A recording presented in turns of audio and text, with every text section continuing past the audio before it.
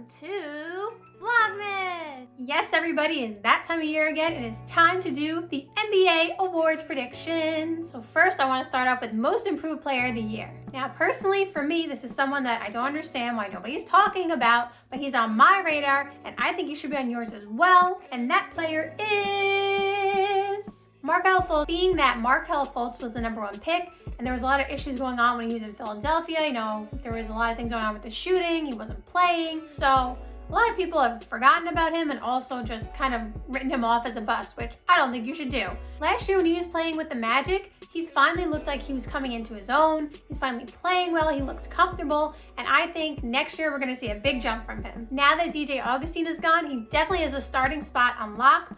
Although I guess they could start Cole Anthony, but I don't think they will. I think they're sticking with Markelle Fultz. I think they like the production and the progress he's made. And like I said, I think he's gonna be most improved player of the year. And because of all the positive progression, I think he's going to stay as a starter and be more of a focal point of the offense. Now, I don't think he's gonna be the #1 scoring option. I think that's still gonna be Vucevic, but I do think that he's gonna, run the ball up the court.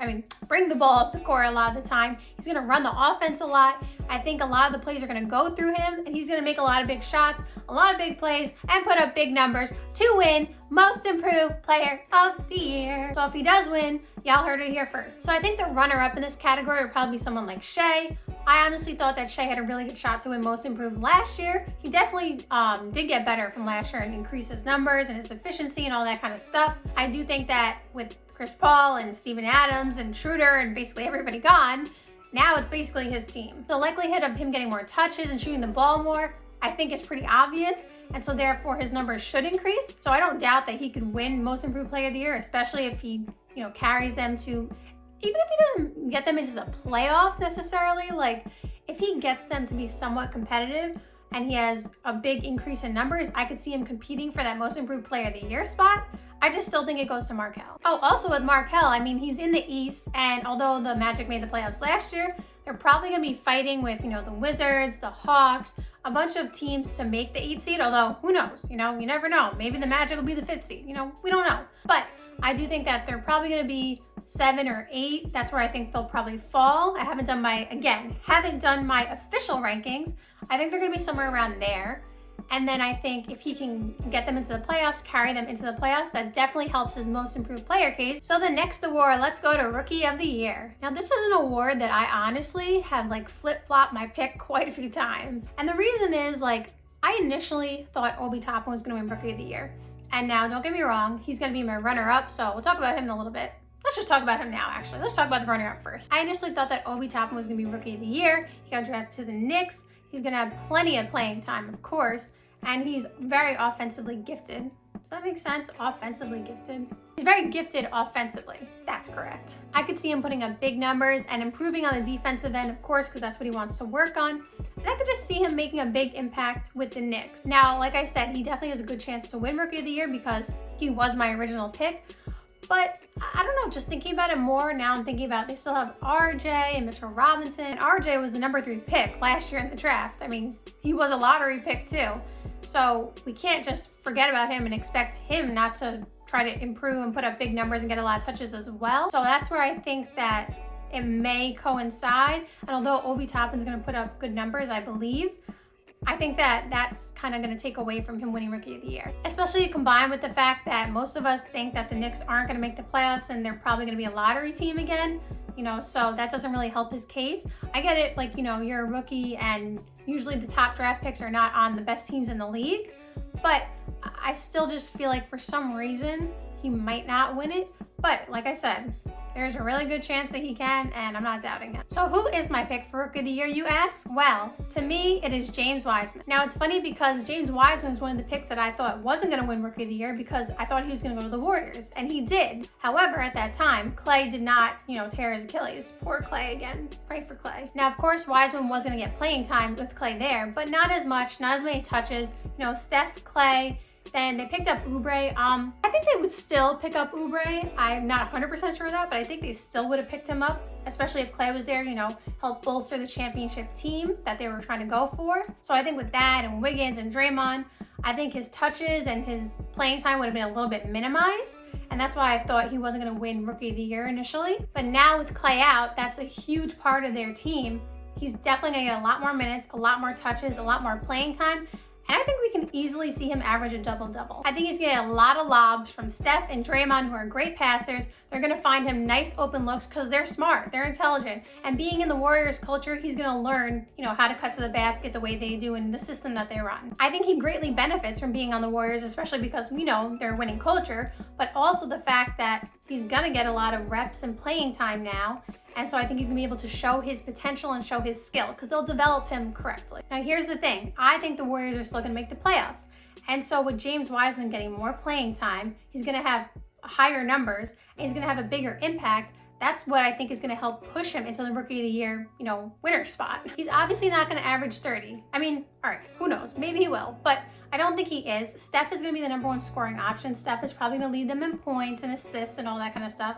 Well, Draymond might lead them in assists, but Steph's definitely gonna lead them in points. James Wiseman's definitely going to have an impact on how they play, an impact on their winning, and I think that's gonna show, especially if they make the playoffs. People will be like, all right, he had an impact on them making the playoffs, and so we have to vote him for Rookie of the Year. So now let's talk about Sixth Man of the Year. Oh, this one gives me so much joy to talk about. I think the Sixth Man of the Year will be Derrick Rose. And listen, this is not just a biased pick because, a lot of people want Derrick Rose to win just because everybody loves Derrick Rose. I honestly think he has a really good shot to win it because they just drafted Killian Hayes and reports came out that, he's gonna be open to mentoring. And I think he's still gonna come off the bench. I think Killian Hayes is gonna be the starting point guard. He's their point guard of the future. And I think Derrick Rose will still be coming off the bench. That combined with the fact that Luke Kennard was traded, Christian Wood is gone, Drummond, although that was in the middle of the year last year, he's gone too. All their top offensive scorers are out of the picture. So I think it's gonna be him and Killian Hayes. He'll probably be the second option, obviously Killian Hayes starting, being the number one option. And I think because of that, he's gonna get a lot more touches, he's gonna lead the second unit, and he's gonna, as long as he stays healthy, which he has been lately, yay for Derrick Rose, I think he's gonna put up big numbers. I think he averaged 18 or so last year. I need to look that up. But he averaged something like that. So I could see him averaging 18 or even 20 a game again. And he's been a lot more efficient with his threes. I just think that people love him and he's gonna put up good numbers, be efficient, be a good leader. And I think he'll win Sixth Man of the Year. And the runner-up for Sixth Man of the Year, if he continues to come off the bench, is Tyler Hero. Now, we all saw what Tyler Hero did in the playoffs. There were a lot of times where he was starting, but he was really coming off the bench, or he was technically going to, and then they switched things up. However, I think he has a good shot to be Sixth Man of the Year as well. Tyler Hero is a big shot taker and a big shot maker. He's always making these clutch threes. You just give it to him in crunch time and he'll make it. We saw how good he already was in the playoffs, and I think he's just gonna take another huge step forward being in the Miami culture, and he seems to thrive there. So I think that he will definitely get better. I think his numbers will increase, his impact will increase, and his clutch threes will definitely keep on rating. I think because Miami is still gonna be so good and they have so much talent on that team that people aren't gonna forget how good he is or ignore his value or not recognize his value, but it won't shine through as much as, another player. And I don't think they really care on that team. Nobody really has an ego, they all seem to just work together. So I'm not saying he'd be angry about that, but I just think that his impact will be, rewarded, and his impact will definitely show, but I think that it won't be, I guess it won't be recognized as much as it could be if he didn't have all the other pieces around him. All right, let's move on to Coach of the Year. I know everyone's waiting for MVP and Defensive Player of the Year, but that's always last. Coach of the Year, I think it's Steve Nash, because if everyone's healthy and everything does fit seamlessly, the Nets should be a top seed and dominating in the East. You have KD, you have Kyrie, you still have Karis LeVert, Spencer Dinwiddie, Jared Allen. You re-signed Joe Harris.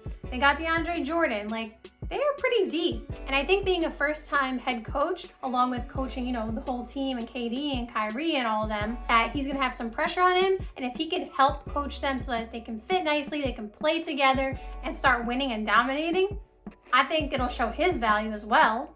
And then he'll win Coach of the Year. It's not easy to come in as a first-time head coach under a pretty, not like a completely new team, but like I said, they just have so many new big pieces. It's kind of like a new team in a way because you have to figure out how to make everything work together. And so I think with all of that, if they're a top 2 seed in the East, Come on, he's got to win it. And Steve Nash is highly intelligent. I don't doubt that he'll do a good job. And the runner-up will be Rick Carlisle. Now here's the thing, Rick Carlisle is probably on the top of the list for a lot of people, and he's definitely a runner-up for me, in my opinion. Listen, we all know Luka is gonna put up great numbers. He's gonna, even when he gets hurt, he still somehow plays. Like no matter what, he's like injured but never injured. He's super tough. He puts up crazy numbers. He has a lot of impact. It's not just like, you know, worthless numbers. He puts up impact on his team too and helps lead them to wins. But the problem is they don't have Porzingis, and we don't really know what's going on with his knee. He's had a lot of knee injuries and it just keeps like reoccurring. And so we don't know when Porzingis is gonna be back. And although I don't doubt Luka can carry the team for a while, I think if Porzingis was out for the whole season, which I'm not saying he is, but if this injury tend to linger or he would come back and go out and come back and go out, just wasn't really there that much, I think after a while it'll take a toll on Luka's body, and you know, eventually they'll still make the playoffs probably, but it'll start to make them fall a little bit in the standings. And then of course, Rick Carlisle's chances of winning Coach of the Year will decrease as well. Unfortunately, that's kind of how it works. If your team is not doing very well, it's hard to win Coach of the Year. But I think Rick Carlisle is a great coach. He's doing a great job over there in Dallas, and they're definitely gonna be fun to watch. All right, let's move on to Defensive Player of the Year. So this year, I have Bam Adebayo winning. Now I'm pretty sure I picked him last year, but listen, more people are probably on the bandwagon this year and probably picking him as well. We saw he took a big jump last year, like I told y'all he was gonna do. But we saw him take a nice big step forward last year, and I think he will continue to do the same offensively, but especially defensively, because that Miami team comes to play on defense. Bam is the heart and soul of that team. He is one of the anchors on defense, and I think he will continue to thrive throughout next season. I think they'll put him in position to increase his defensive abilities even more and showcase to the world why he should be Defensive Player of the Year, especially with the fact that I think Miami will be a top defensive team and a top ranking team in the standings. That'll definitely help his case, and I think he'll win Rookie of the Year. Rookie of the Year? Come on now. Plus, he's very versatile. He can block shots, he can protect the rim, he can guard multiple positions. I mean, what more do you want? The runner-up will be Anthony Davis. Now, we all know how great of a defender Anthony Davis is. I think he's gonna put up great numbers. I think he's gonna defend really well. I don't really have any doubt about his defensive abilities or what he's gonna do.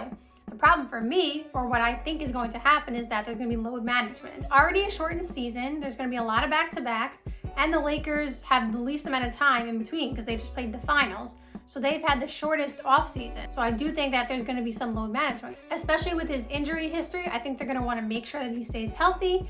And so therefore, I think he's going to take off too many games that it's not going to allow him to win Defensive Player of the Year. And now we are on to MVP. The MVP will be Steph Curry. I think Steph Curry is ready to shut down all these critics. Now, obviously, Klay is out. Klay is one of the most important pieces of the team. We obviously know that. But I think Steph Curry is really going to show you why he deserved those MVPs back then, why he deserved those rings that he got, and why he's going to deserve MVP this year. Don't be surprised if Steph Curry averages close to 30. I mean, he kind of has for the past 5 seasons. He averaged what, like 27, 28, 30 in his MVP season, and then like 25 or 24. I would not be surprised if Steph Curry averages maybe like 29 and 8 assists. Maybe he can even shoot 50, 40, 90 club again. Who knows? I think Steph Curry is obviously gonna be the leading scorer in the team. He's obviously gonna be their first option, and along with the rest of the team, he's gonna help carry them into the playoffs and show why he's so valuable and why he should win MVP, because he's gonna have a huge impact. Listen, Steph Curry crosses half court, you have to guard him because he will shoot from anywhere and he'll probably make it. Whether or not you like it, he spaces the floor so much. And even if the team isn't filled with 5 Steph Currys as shooters, they still have so much open space and they'll get so many open shots because he just puts so much fear in the defense once he steps across half court. And the runner-up will be LeBron. Now this is kind of similar to Anthony Davis. I think that he's gonna put up great numbers. He always does. He's gonna show his impact. They have a good chance to even be the #1 seed again, which would definitely help his MVP case. I just think there's gonna be too many games taken off. Again, the shorter off season, the back-to-backs, just everything that's going on. I think that, especially with him being 36 and everything, I think that he's gonna take some games off. And I'm not here to debate you or anybody else on whether or not load management is right. I'm not talking about that. I'm just saying what I think will happen. And because of that, I think it's gonna hurt his chances of winning MVP because it's already a shortened season. And if you're missing a bunch of games, now I don't know how many he's gonna miss, but if you're missing enough, like enough amount of games, like a big chunk, then it's going to be hard for voters to vote for you for MVP. Again, I'm not arguing about load management. I'm just saying what I think will happen, and I think as a result, he'll be the runner-up. Thank you guys so much for watching. I hope you enjoyed the video. I hope you are enjoying Vlogmas, and stay tuned every single day until the 22nd. Bye!